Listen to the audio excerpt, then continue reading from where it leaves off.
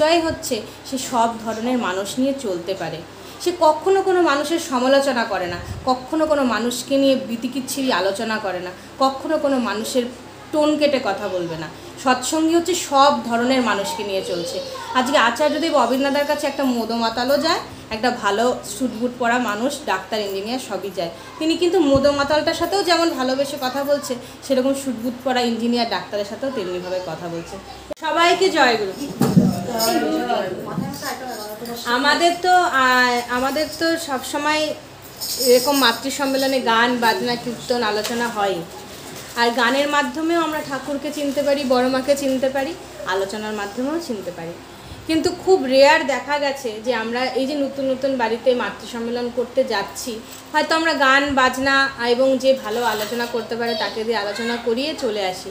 আমাদের কিন্তু এই নতুন নতুন মায়েদের সাথে কথা বলা হয়ে ওঠে না, বা তাদের মনোভাব, তাদের সব কিছু জানা হয়ে ওঠে না।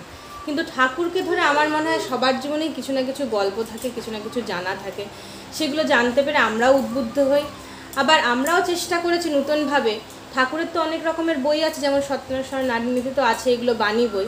আবার ঠাকুর যখন জীবিত ছিলেন, ঠাকুরের প্রত্যেক দিনের কথোপকথন কেউ না কেউ লিখে রাখতো। একজন ছিলেন যিনি লিখে রাখতেন, এবং যতটা পারা যায় অনেকটাই লিখে রাখার চেষ্টা করা হয়েছে, যে ঠাকুরের কাছে যারা আসতেন তারা কি ঠাকুরকে প্রশ্ন করতেন এবং সেই প্রশ্নের ঠাকুর কি উত্তর দিত। দেখা যেত যে সেই প্রশ্নগুলো আমাদেরই মনের প্রশ্ন, আমরা ওরকম প্রশ্নই ঠাকুরকে করে থাকি। তো সেই প্রশ্নগুলো বা সেই বইগুলো সবসময় আমাদের হয়ে ওঠা হয় না। তো আমরা চেষ্টা করেছি মাতৃ সম্মেলনের মাধ্যমে আমরা কিছু কিছু যারা পুরোনো মায়েরা আছি মোটামুটি, তারা কেউ না কেউ সেই মানে কথাগুলো, ঠাকুরের কথোপকথনগুলো পড়বে, এবং ঠাকুর সেটা একটু উত্তর দিয়েছেন সেটাও পড়ে শোনাবে, এবং তারপরে সে তার মতন করে সেটা কিছু এক্সপ্লেন করবে। এবং এখানে যেই মায়েরা আছে, স্পেশালি নতুন মায়েরা, তাদের জীবনের ঘটনার সাথে যদি এখানকার কোনো ঘটনা মেলে বা মনে হয় যে আমার এটা আমি শেয়ার করতে চাই, অবশ্যই তারা শেয়ার করতে পারে। ঠিক আছে, আমরা যে আলোচনা প্রসঙ্গের কিছু অংশগুলো আমাদের কিছু মায়েদের দিয়ে পড়াচ্ছি, তারা নিজেরাও কিন্তু নতুন। তারা এর আগে কখনো এইভাবে পড়েনি বা এইভাবে মাতৃ সম্মেলন সৎসঙ্গ সেভাবে করে ওঠেনি। আমাদের সাথে তারা রোজই যায় ঠিকই, কিন্তু তারা নিজেরাও নতুন। আমরা তাদেরকে দিয়ে পড়িয়ে বলিয়ে করানোর শেখানোর চেষ্টা করছি। আশা করি আপনারাও সেটা বুঝতে পারছেন এবং আপনারাও উপভোগ করছেন। চলুন এবার মাতৃ সম্মেলনটাও উপভোগ করা যাক। আশা করি সবার ভালো লাগবে।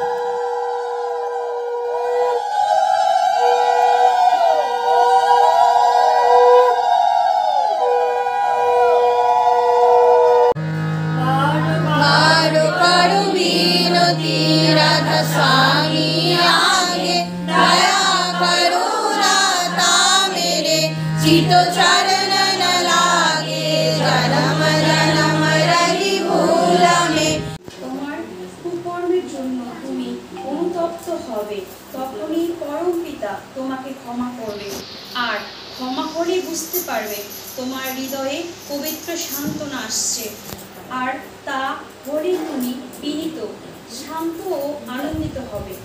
যে অনুতপ্ত হয়েও পুনরায় সেই প্রকার দুষ্কর্মে রত হয়, বুঝতে হবে সে সত্তরই অত্যন্ত দুর্গতিতে পতিত হবে। শুধু মুখে মুখে অনুতাপই নয়, ও আরও অন্তরিক অনুতাপ আসার অন্তরায়। প্রকৃত অনুতাপ এলে তার সমস্ত লক্ষণই অল্প বিস্তর প্রকাশ পায়।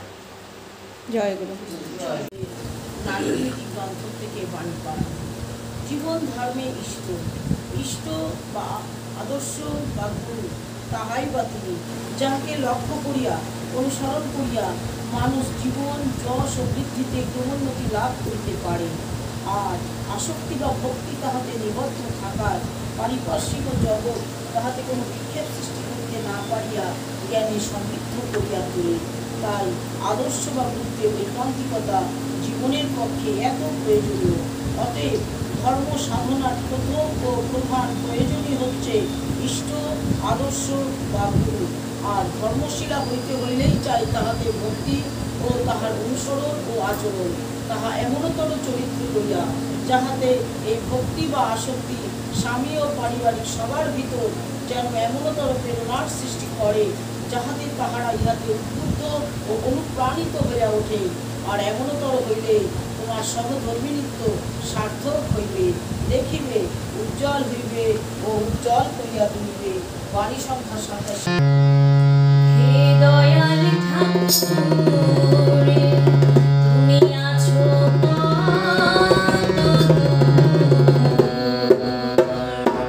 পাবো কি তোমার দর্শন।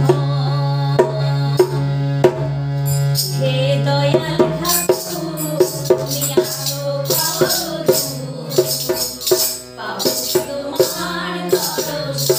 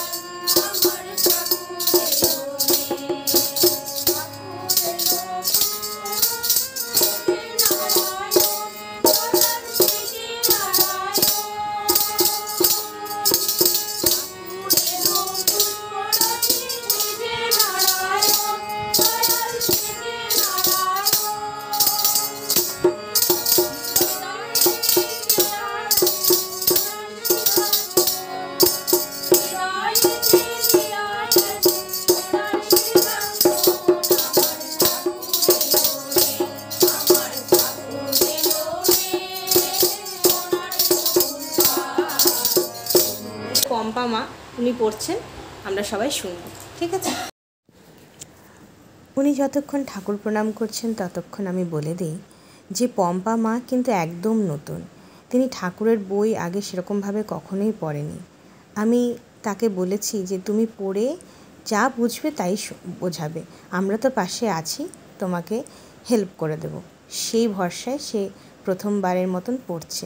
ভুল ত্রুটি অনেকই আছে, সব কিছুই ক্ষমা মার্জনা করে আপনারা এই ভিডিওটি দেখবেন। একদিন 6 পৌষ রবিবার 1353 ইংরাজির 22/12/1946 প্রাতে অশ্বত্থতলায় ঠাকুর বসেছেন। তার পাশে বাদলদা শ্রী ঠাকুরের কনিষ্ঠ ভ্রাতা, প্রমথদা দে ঠাটু সান্যাল, নিহারদা হালদার, ওনার এটা টাইটেল। মানে ঠাকুরের সাথে ঠাকুর অশ্বত্থতলায় বসেছেন, হ্যাঁ, এবং আরও এই কয়েকজন মিলে ঠাকুরের সামনে বসে আছে। মানে আমরা সবাই ইমাজিন করি সিনটাকে আর কি। মণিদা, সকালবেলা ওনার টাইটেল ঘোষ, প্রমুখরা কাছে আছেন। কেমন কথা প্রসঙ্গে এটা আলোচনা হচ্ছে, কেমনভাবে চলতে হবে সেই প্রসঙ্গে ঠাকুর বললেন, চলনটা এমনভাবে নিয়ন্ত্রিত করতে হয় যাতে কিনা অন্যের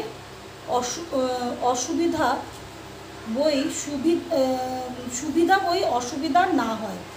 আমাদের ঠাকুর বললেন যে আমরা এমনভাবে চলবো যাতে সবার সুবিধাই হয়, কোনো অসুবিধা যাতে না হয়। এইটি হলো সাধারণ নীতি। এই নীতির সার্থক হয় যেখানে ইষ্ট স্বার্থ প্রতিষ্ঠার সঙ্গে এর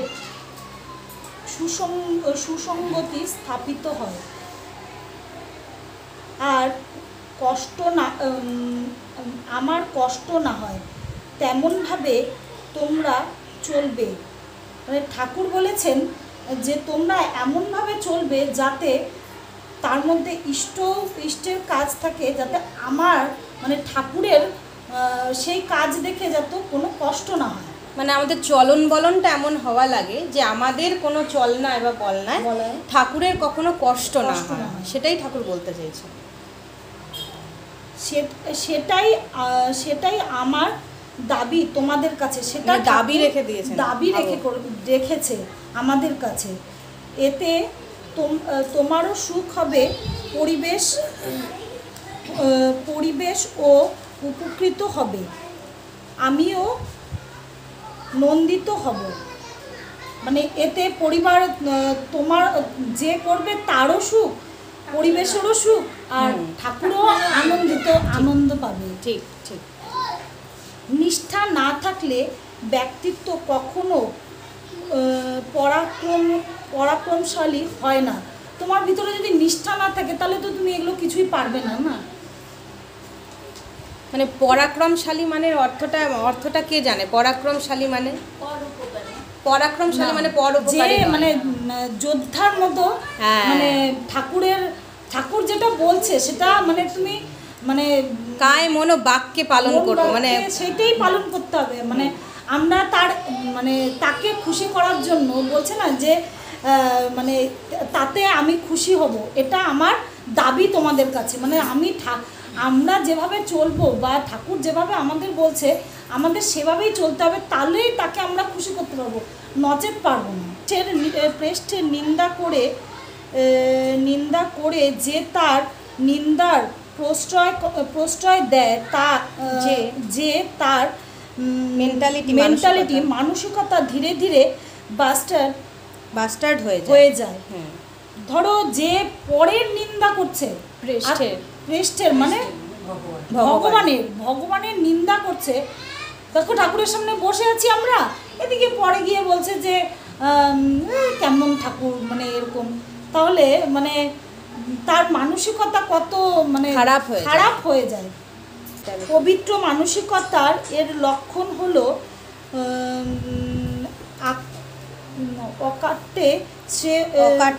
অকাট্য শ্রেয় নিষ্ঠা, যা কোনো প্রলোভনে, ভয়ে, প্রয়োজনে বা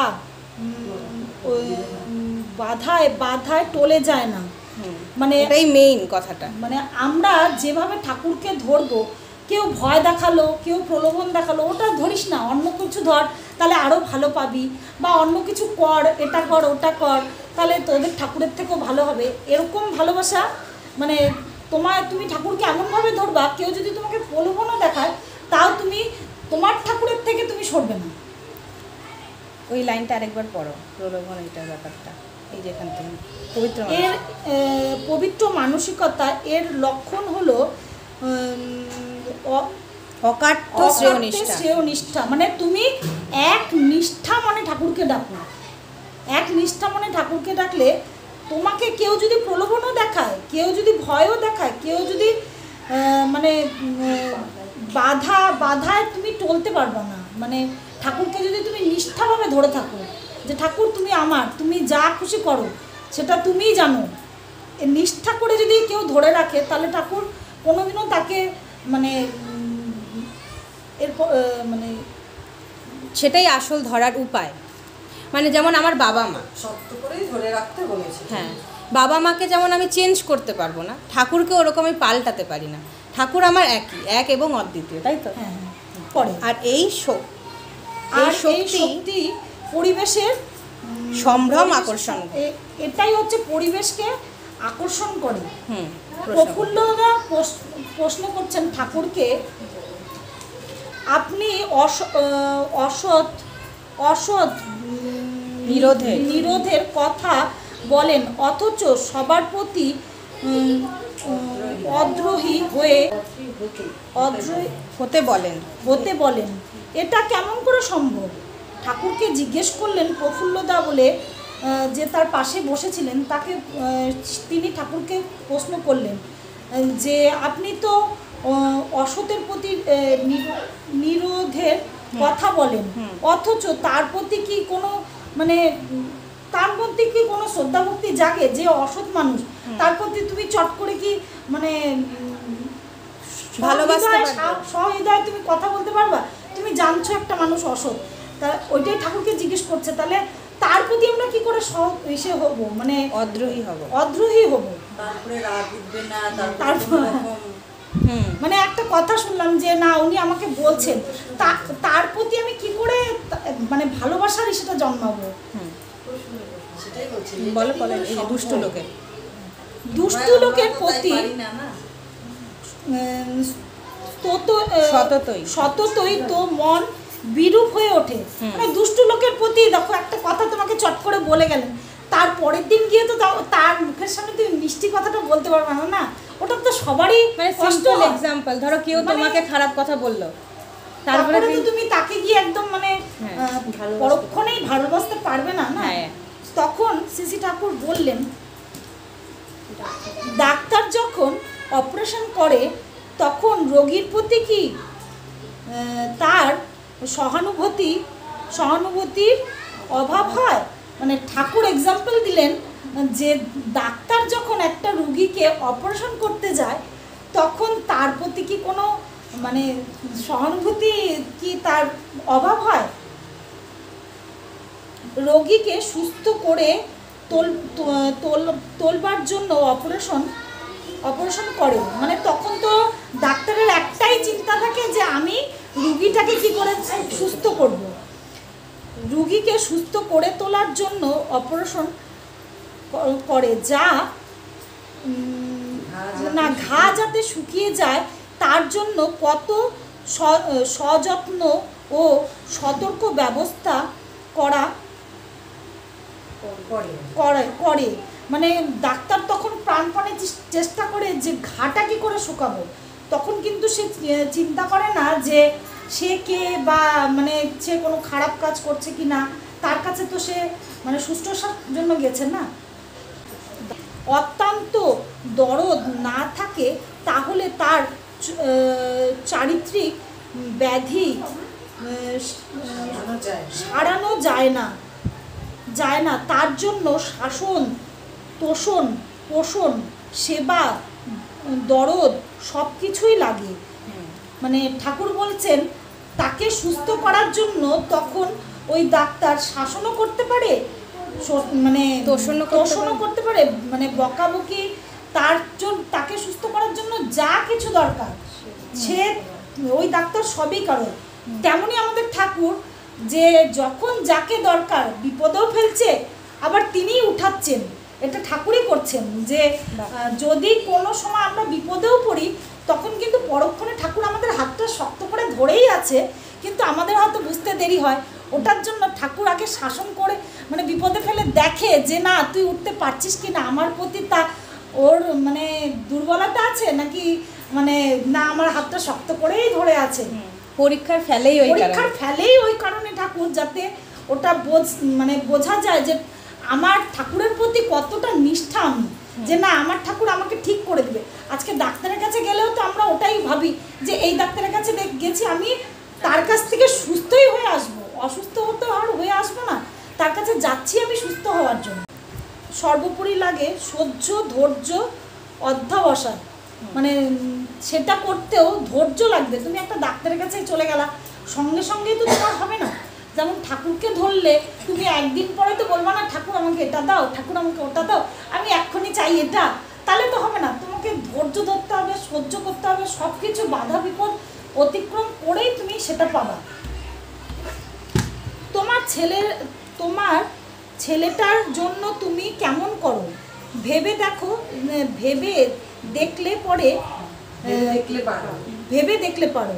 মানে তোমার ছেলের জন্য তুমি কেমন আকুল হও।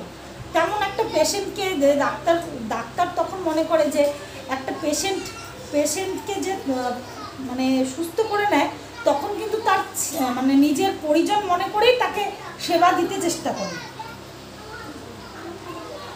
পাপকে ঘৃণা করো কিন্তু পাপীকে নয়, তেমনতর মনোভাব নিয়েই চলতে হয়। মানে পাপকে ঘৃণা করো কিন্তু পাপীকে ঘৃণা করো না। যে নোংরা কাজ করছে সেটাকে ঘৃণা করো, কিন্তু যে ঘৃণা কাজটাকে ঘৃণা করো, কিন্তু সেই লোকটাকে ঘৃণা করো না। ঠিক। মানে সন্তানেরা যখন মানে কোনো ভুল কাজ করে তখন আমরা কি সন্তানকে ভালোবাসি না, বলি যে কাজটা করতে না, এটা করো না, এটা ভালো না। তাই ভালোবাসাটা কিন্তু সেই একই রয়ে গেছে। তাই ঠাকুর তাই বলেছেন যে এরকমই হও, যে যেখানে যে বলেছে যে অসৎ নিরোধের কথা বলেছেন, আবার সবার প্রতি অদ্রোহীও হতে বলেছেন। এইভাবেই ভালোবাসতে লাগবে, যে সে খারাপ কাজ করবে তবুও তুমি তাকে ভালোবাসবে। সন্তানকে যেমন বাসি, ফেলে দিই কি সন্তানকে? তারপর ঠাকুরকে প্রমথদা জিজ্ঞেস করলেন, কোনো দোষ ত্রুটি সম্পর্কে প্রকৃত অনুতাপ যদি আসে তবে তা কি পুনরাবৃত্তি হতে পারে? মানে প্রমথদা ঠাকুরকে আবার জিজ্ঞেস করলেন, কেউ যদি দোষ করার পরে কেউ যদি অনুতাপ হয়ে তারপরে আবার ঠাকুরের কাছে যায়, সেটা কি ঠিক? না না না, অনুতাপ যত হলো, এবার অনুতপ্ত হওয়ার পরে তার আবার সে কি একই পাপ সে করতে পারে? একই পাপ করতে পারে? সিসি ঠাকুর না, সিসি ঠাকুর বললেন না, না হবারই তো কথা। তবে অসুস্থ মনায় যারা অসুস্থ মনা যারা নয়, যারা অসুস্থ মনা, যারা সুনিষ্ঠ নয় তাদের হতে পারে। যাদের অসুস্থ মন তাদেরই এই সমস্ত হয়, যে একবার পাপ করে আবার সেই পাপের পথেই চলে যাচ্ছে, বা যে কাজটা খারাপ সেই কাজটা আবার তারা পুনরাবৃত্তি করছে, যে আমি হয়তো ভালো পথেই যাচ্ছি। মানে অনুতাপ করেছে কিন্তু তারপরে আবার সেটাই, তা সত্ত্বেও আবারও সেই কাজ করছে, তাহলে হতে পারে। মানে ঠাকুর বলছেন যে শ্রেয় প্রীতির দরুন যে বিবেক বুদ্ধির জাগরণ হয়, তা সত্তার অন্তঃকেন্দ্রকে স্পর্শ করে। মানে যদি করার পরে তার মানে মনের ভেতরে একদম মানে স্পর্শ না করে, তাহলে মানে অনুতপ্ত হওয়ার পরে তার যদি ভেতরে একদম মনের ভেতরে দাগ না কাটে, তাহলে ওটা হতে পারে না। তাহলে মানে সে আবার ভুলটা করবে, আর যদি দাগ কেটে যায় আর ভুল করবে না, তাহলে তার ভুল করবে না। তার একদম ভেতর থেকে যদি মনে হয় যে না, আমি এই ভুলটা করব না, আমি এই ভুলটা করলে হয়তো ঠাকুর কষ্ট পাচ্ছে বা পারিপার্শ্বিক কেউ কষ্ট পাচ্ছে, তাহলে তো আমি এই ভুলটা করব না। আর যতক্ষণ তার মধ্যে ওই বোধটা না আসছে, ততক্ষণ তো সে ভুল করেই যাবে। ঠাকুর তাই এখানে জোর দিয়ে বলেছেন যে যদি কেউ শ্রেয় প্রীতির দরুন যে বিবেক বুদ্ধির জাগরণ হয়, তার সত্তার কেন্দ্র অন্তঃকেন্দ্রকে স্পর্শ করে। আমি অনুতাপ করছি, আমি তো বিবেক থেকে করছি, যে আমি তো বাইরে থেকে বলছি না যে আমি আর করবো না, আমি তো বিবেক থেকে অনুতপ্ত কখন হয়, যখন তার বিবেক অন্তরাত্মা যখন জাগ্রত হয়, তখন তার বিবেক কথা বলে। এটা মুখের কথা না, এটা মানে অনুতপ্ত হয় বিবেকের থেকে, যখন তার বিবেক জাগ্রত হয়। তাই ঠাকুর ড্যাম শিওর দিয়ে ওই জায়গাটায় বলছেন যে যদি কেউ এরকম করে, তাহলে তার কোনোদিন আর পুনরায় অনুতপ্ত হতে হয় না। মানে শ্রেয়নিষ্ঠ থাকতে হবে প্রথমে, সবার প্রথমে সে আর পুনরায় এরকম ভুল কাজ করতে পারবে না, যদি তার অন্তর্কেন্দ্র যদি জাগ্রত হয়। এটাই তাই এমনতর বিবেক সংযত অনুতাপ ব্যর্থ হয়। তাই এমনতর বিবেক সংযত অনুতাপ ব্যর্থ হয়। কেমন কমে মানে বিশেষ যেটা বললেন যে অনুতপ্ত আর মানে হবে না। এবার কেউ যদি মুখে মুখে বলে, উপর দিয়ে বললো যে অনুতপ্ত, তাহলে তার তো বিবেকে সেটা স্পর্শ করলো না, তাহলে সে আবার পুনরায় ভুল কাজটা করতে পারে। একজন নবাগত দাদা এসে জিজ্ঞাসা করলেন, আমার কি করণীয়? সিসি ঠাকুর মানে ওখানেই আলোচনা হচ্ছে, ওখানেই শ্রী ঠাকুরকে একজন নবাগত দাদা এসে বললেন, জিজ্ঞাসা করলেন যে আমার কি করণীয়। শ্রী ঠাকুর তার উত্তরে সামাজিক জীবন, সামাজিক জীব আমরা সমাজের বুকে জন্ম নিয়েছি, সমাজের মধ্যে বাস করছি, তাই আমাদের প্রধান করণীয় হলো প্রাণপণে অপরের ভালো করা। যত দিক দিয়ে যত লোকের যতখানি পারা যায় তার মধ্যেই নিহিত আছে আমাদের কল্যাণ। এখানে ঠাকুর বলেছেন যে আমরা মানে আমাদের তো পারিপার্শ্বিক নিয়েই আমাদের সব।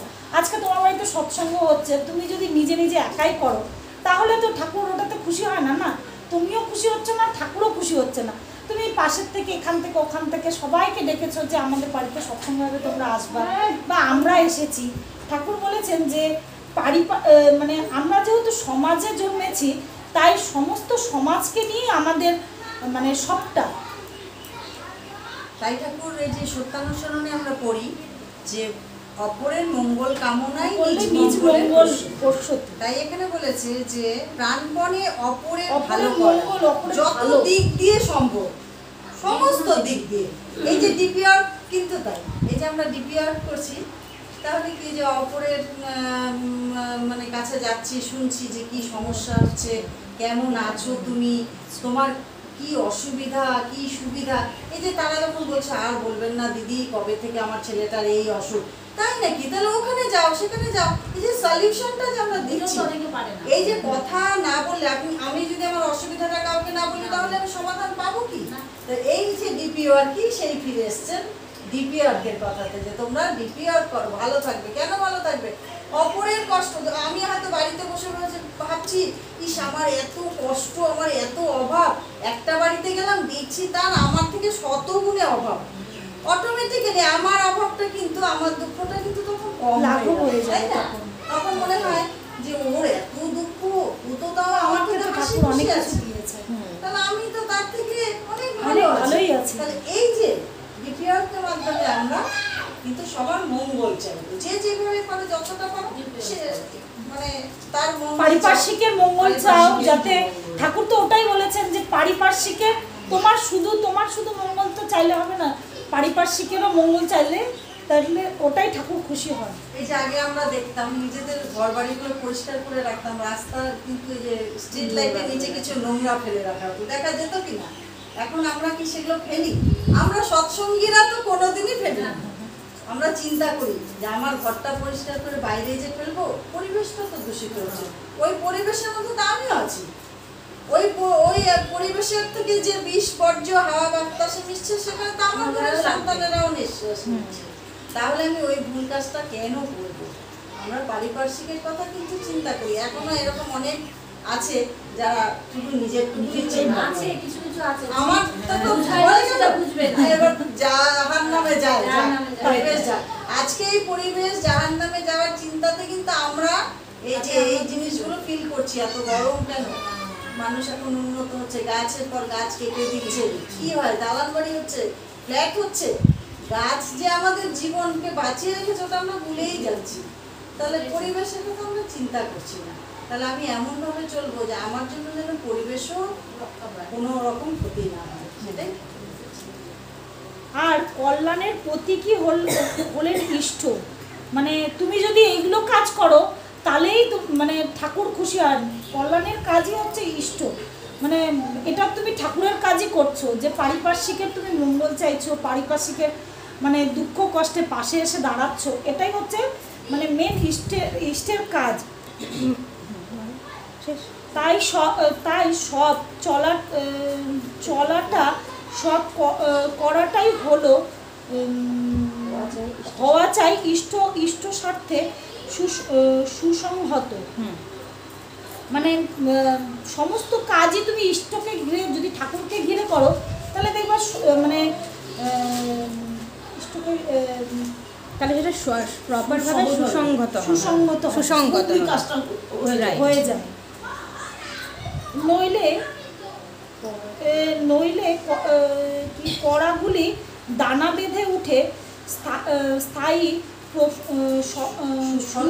সুফল প্রসব করতে পারে না, বিচ্ছিন্নতা বিলীন হয়ে যায়। মানে এটা যদি তুমি মানে ওই যে সুন্দর একটা প্রসব করতে পারে না, মানে একটা সুষ্ঠু যে জিনিসটা একটু আগে বললাম যে তার যে এফেক্টটা, তাহলে আমরা যদি একটা এরকম কোনো কাজ করি যে পরিবেশের যেটা ক্ষতি করছে, তার মানে সেটা তো আর একটা সুষ্ঠু প্রসব হলো না। তার মানে তার যে এফেক্টটা, মানে এখানে প্রসব মানে এটাই বলেছে যে তার যে ফলাফল, এই যে ফলাফলটা ভালো হলো না, তাতে ঠাকুরেরও কষ্ট হয় যে মানে একটা যদি কোনো এসে কাজ করো, তুমি যদি ইষ্টকে সাথে নিয়ে করো, তাহলে তো তুমি ওটা ইষ্ট প্রসঙ্গে তুমি যাচ্ছ সবার কাছে, বা পারিপার্শ্বিকের যে এসে করছো, ওটাতে ঠাকুরও খুশি হচ্ছে। ঠাকুর তো মানে সেটাই চায় যে তুমি পারিপার্শ্বিকের মঙ্গল করো বা মানে সবাইকে নিয়ে চলো, এটাই হচ্ছে ইষ্ট কাজ। মেইন কথা, একটা সৎসঙ্গীকে আমি সৎসঙ্গী কখন হলাম? আমি সকালবেলায় ভোরে উঠে ইষ্টভীতি করছি, প্রার্থনা করছি, নামধান করছি, ঠাকুর যেইভাবে যা যা মানে করতে বলছেন পরপর করছি, তাহলে কিন্তু আমি সৎসঙ্গী হলাম না।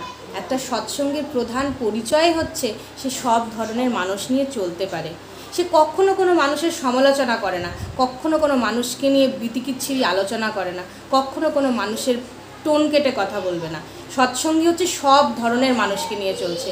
আজকে আচার্যদেব অবিন্দাদার কাছে একটা মদমাতালও যায়, একটা ভালো সুটবুট পরা মানুষ, ডাক্তার ইঞ্জিনিয়ার সবই যায়। তিনি কিন্তু মদমাতালটার সাথেও যেমন ভালোবেসে কথা বলছে, সেরকম সুটবুট পরা ইঞ্জিনিয়ার ডাক্তারের সাথেও তেমনিভাবে কথা বলছে। এই যে ঠাকুরকে বললো না প্রফুল্লদা, যে আমি যদি একটা মানুষ আমাকে খারাপ করে, আমি কি করে তার সাথে ভালো ব্যবহার করতে পারি? খুব স্বাভাবিক ঘটনা। আমার সাথে আজকে যদি কেউ খারাপ করে যায়, সহজ হয় না আমার তার সাথে গিয়ে ভালোভাবে কথা বলা, হয় কি? কিন্তু ওইটা আমাকে চেষ্টা করতে হবে। আমাকে তখন কি ফিল করতে হবে? আমি একটা ডাক্তার।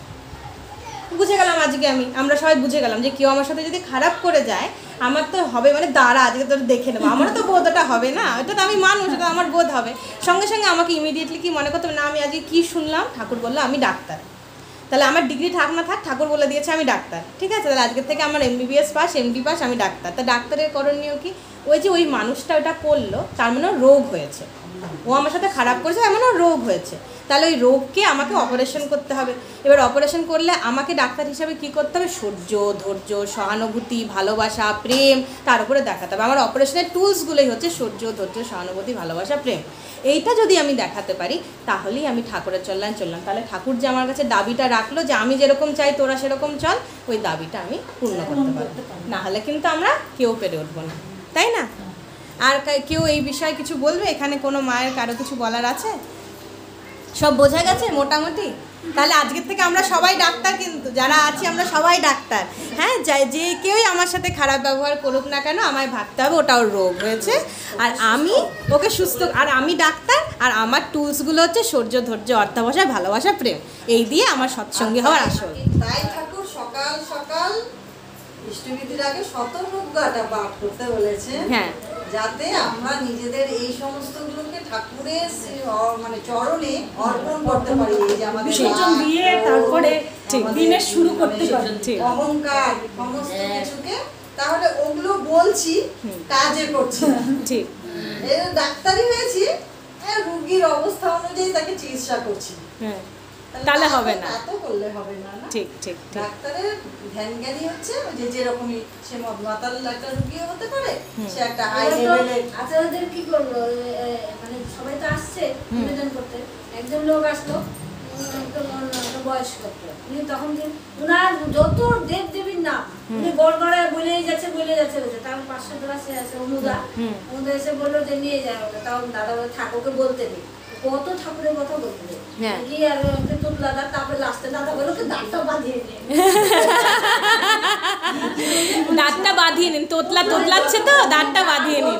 মন্ত্র আছে, শিবের মন্ত্র, গণেশের মন্ত্র, দেবের মন্ত্র, সব মন্ত্র বললো, নামও বললো, হ্যাঁ বলে নিয়ে তারপর সকাল ডাক্তারদেরকে প্রণাম করলো, বলে নিয়ে তারপর বললো যে ঠিক হয়েছে, যা বলা বলছে, তখন নিয়ে যাচ্ছে নদা, তারপরে থাক যেতে দিস না, উনি বলুক বলার বলুক, বলে তাহলে তারপরে আসি মাসে করে গেল, তখন দাদা বললো ডাক্তার বাদিয়ে তাহলে দেখো, তাহলে উনি কেমন ডাক্তারের মতনই বিহেভ করলেন যে ওনার সব কিছু শুনে ওনার যেটা কষ্ট সেটা উনি নিরাময় করে দিলেন।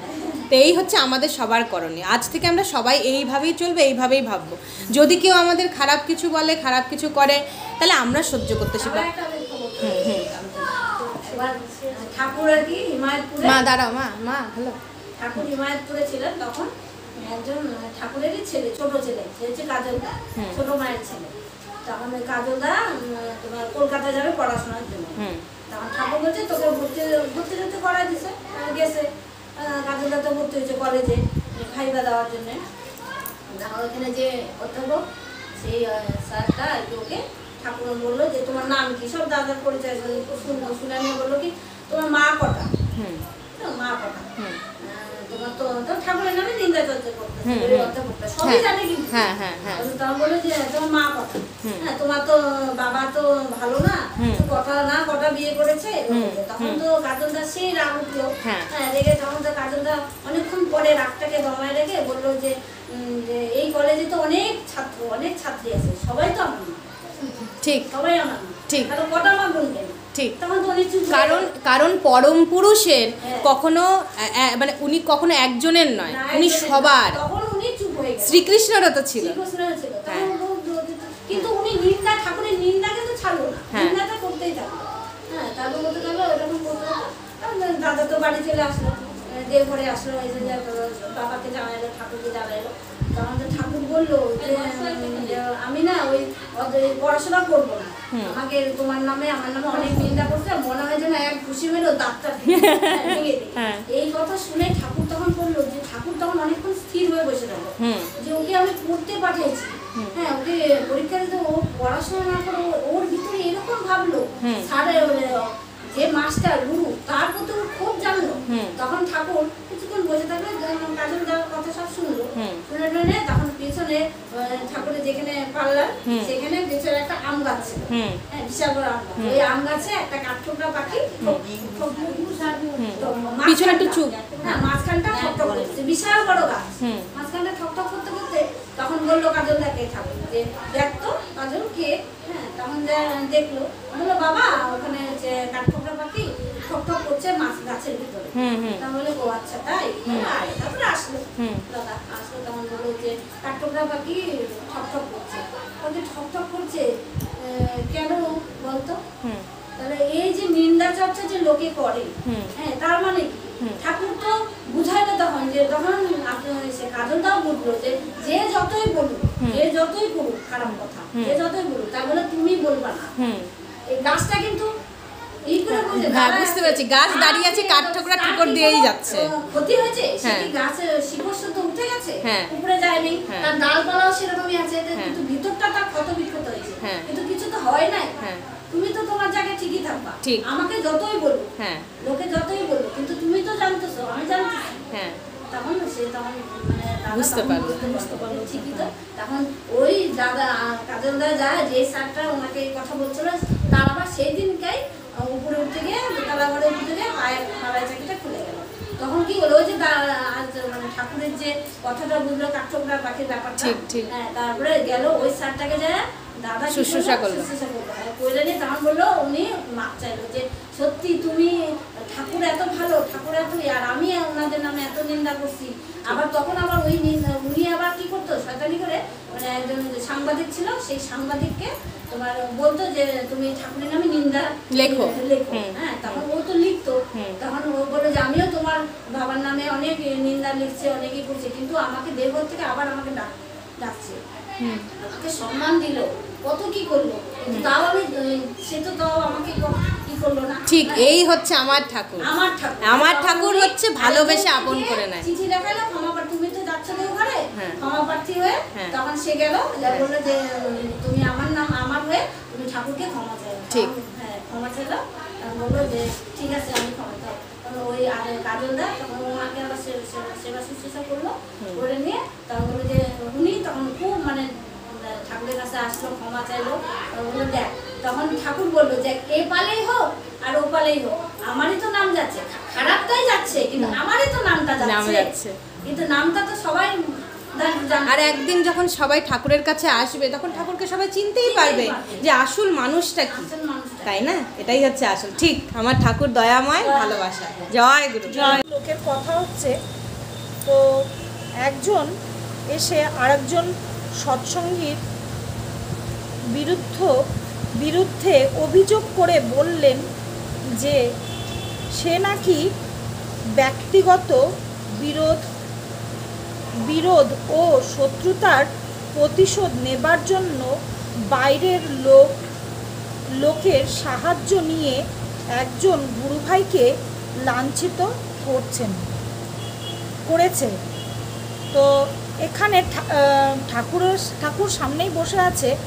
তো একজন এসে বললেন, আরেকজন সৎসঙ্গী তার নিজের রাগটা মানে দূর করার জন্য আরেকজন সৎসঙ্গীকে তো লাঞ্ছিত করার জন্য বাইরের থেকে একজন লোককে ডেকে আনছেন। কমপ্লেন জানাচ্ছে। এই কথা শোনা মাত্র ঠাকুরের মুখখানি বিষণ্ণ হয়ে গেল। এই কথাটা শোনার সাথে সাথে ঠাকুরের মুখখানা বিষণ্ণ হয়ে গেল। একটু পরে বললেন, এমনতর হয়ে থাকলে খুবই খারাপ কথা। মানে ঠাকুর তখন বললেন, এরকম যদি হয়ে থাকে, এই ঘটনা যদি সত্যি হয়ে থাকে, তাহলে খুব খারাপ কথা।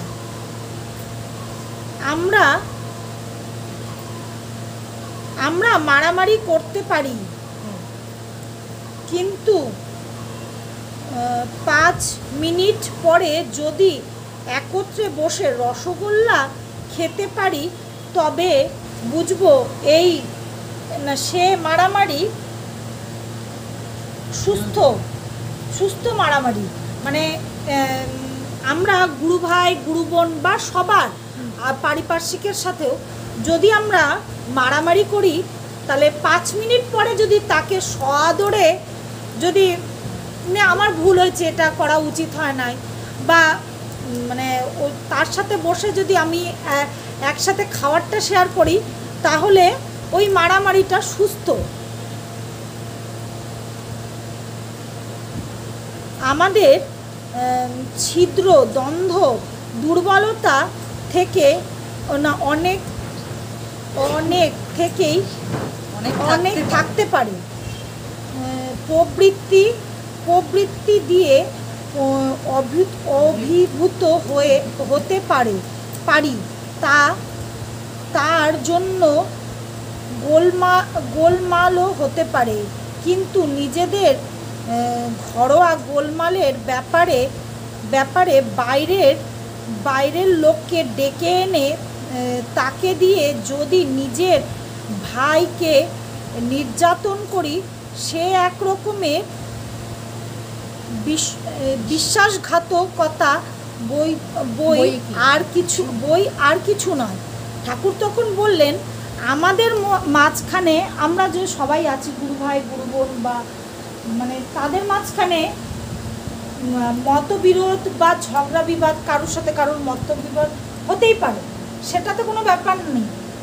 আমরা নিজেরাই ওটা মিটিয়ে নিতে পারি। সেটা তো আমার নিজের, সেটা আমরা যে সৎসঙ্গে যাচ্ছি বা আমরা মন্দিরে যাচ্ছি, এটা তো আমাদের পরিবার। মন্দিরটা কি হচ্ছে ঠাকুরকে যে আমরা ধরেছি, আমরা তো একটা পরিবার মনে করেই চলবো, যে না, এটা তো আমার, আজকে আমি একটা ভুল করলাম, তুমি একটা ভুল করতে পারো, এটা তো আমার পরিবারের লোকরা ভুল করছে, সেটা আমাকেই মীমাংসা করে নেওয়া উচিত যে না, আমার পরিবারের লোক একটা ভুল করতেই পারে। আমার ছেলে মেয়ে কি ভুল করে না? আমার বাবা মা কি ভুল করে না? সেটা তো আমরা নিজেরা যদি নিজেদের ভুলটা শুধরে নেই, তাহলে আর বাইরের লোকের প্রয়োজন হয় না। তার মনে হয় না, তার মানে আমার ভিন্নমনতা এর সন্তোষ, এর জন্য আমি ইষ্টানুগত সঙ্গ ভ্রাতৃত্ব ইত্যাদি সব কিছু বিসর্জন দিতে প্রস্তুত। মানে বাইরের থেকে যদি কাউকে ডেকে এনে মানে এই আমি লড়াইটা করাই, ওটা তো ক্ষীণ মানসিকতার মানে পরিচয়। সেটা তো আমরা করতে পারি না, আমরা নিজেরাই তো সমাধান করে নিতে পারি। সেটা সমাধান করার জন্য তো আমাকে বাইরের লোককে ডাকতে হবে না। যদি ডাকি সেটা হীন মানসিকতার পরিচয়। এর জন্য আমি চরিত্রের লক্ষণ এমনতর মানুষ নিজের অহং এর খাতিরে দেশ, জাতি, ধর্ম,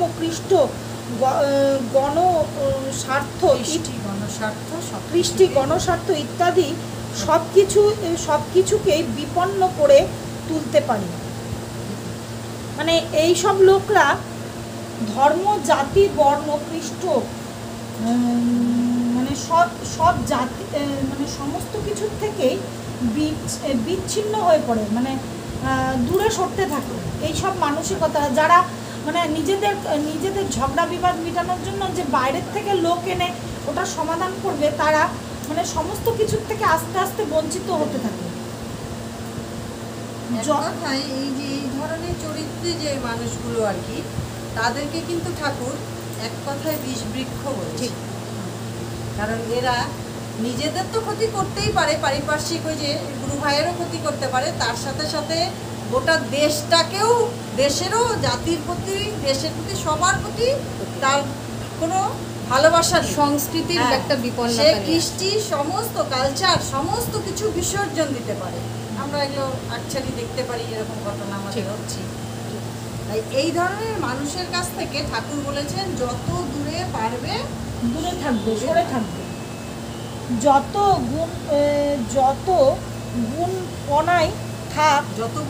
গুণপনায় থাক, এমনতর মানুষের সান্নিধ্যে সাবধান থাকাই শনিচিত। মানে ওই যে পিসি বললেন যে এই সমস্ত মানুষের থেকে আমরা যতটা পারবো দূরে থাকবো।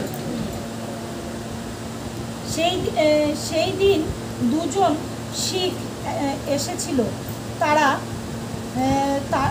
বলছিল তারা নিজেদের মধ্যে মারামারি করবার সময় কোনো পাঠান তাদের, ঠাকুর বলছেন, হ্যাঁ ঠাকুর বলছেন, এক্সাম্পল দিচ্ছেন যে সেদিন এরকমই দুজন শিখ এসেছিল, তারা নিজেদের মধ্যে মারামারি করবার সময় কোনো পাঠান তাদের মাঝখানে সাহায্য করতে এগিয়ে যখন আসলো, নিজেরা মারামারি দুজন থামিয়ে দিল।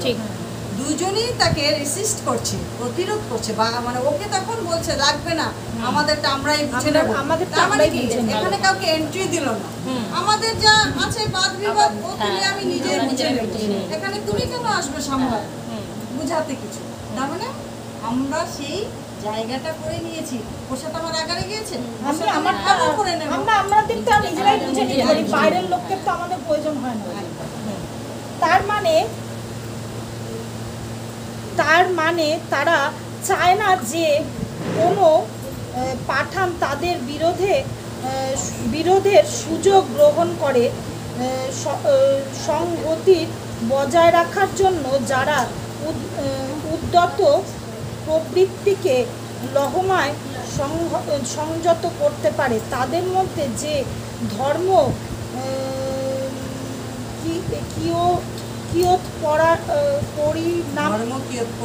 পরিমাণে জাগ্রত, তাতে আর সন্দেহ কি। এই যে ব্যাপারটা এখানে আমি একদম সহজভাবে বলছি, মানে আজকে আমরা যদি গুরু ভাই বোনরা মারামারি করি, এখানে থার্ড পার্সন একজন আসলো, সে কিন্তু আমাদের দীক্ষিত না, আমাদের গুরু ভাই বোনও না, তার মানে সে আমাদেরকে একটা হয়তো সমঝোতার মধ্যে আনলো, তাহলে সে বাইরে গিয়ে কি বলবে, এই তো এরা বলে ঠাকুরের দীক্ষিত, তার মানে আলটিমেটলি তাহলে কোথায় গিয়ে পড়লো ব্যাপারটা, এই গুরুর পরে কি হবে, ওই তো ওরা নিজেরা মারামারি করছে, আলটিমেটলি গিয়ে বদনামটা হচ্ছে গুরু। তাহলে সে মানে তাই বলছে যে তাদের মধ্যে যে ধর্ম কিয়ৎ পরিমাণে জাগ্রত, তার মধ্যে যদি কিছু পরিমাণ যদি আমি ধর্ম যদি বুঝি বা করে থাকি, তাহলে আমার গুরুর যেখানে অপমান হচ্ছে সেটা তো আমি করতে পারি না।